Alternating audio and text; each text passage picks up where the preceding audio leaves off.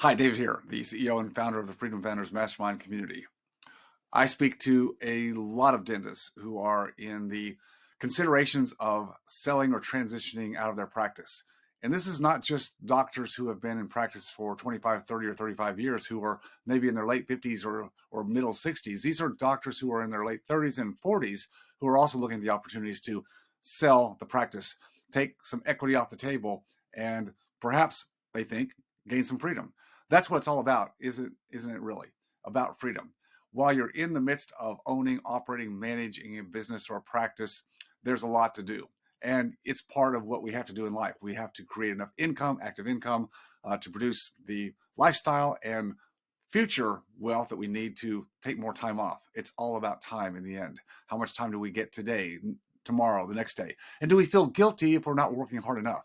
I think this is why there's such an enormous amount of consideration today for people at all ages considering selling those businesses or practices or selling them in tranches, whether it's to a private buyer or it's to a private equity firm. Here's the problem.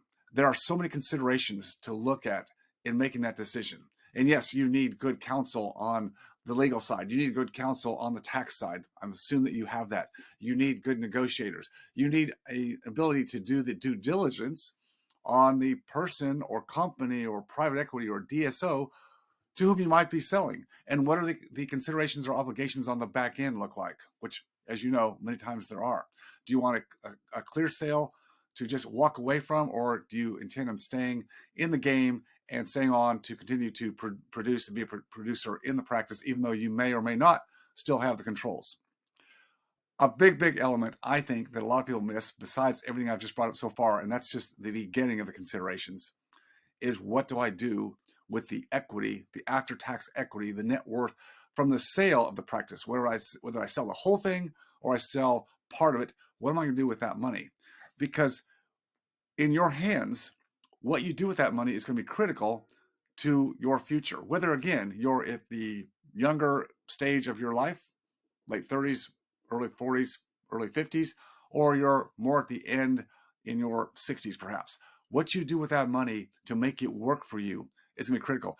Because as long as that equity, that capital has been in your business, in your practice, tied up there, you've been running that engine. You've been making it happen, whether you've done a great job or an okay job, but you've had the controls over it. Now you're at a point where you take that equity and where do you put it?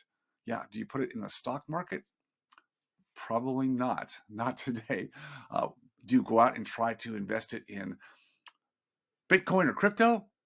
Maybe a little piece of it, but that's not a game for a person who wants long-term sustainability.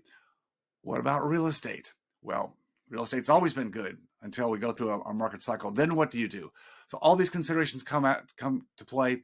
In Freedom Founders, we dedicate a lot of focus and time and energy to this very question. We have people that have the experience in the tax and legal side, and on the negotiating side and the due diligence side of what this looks like.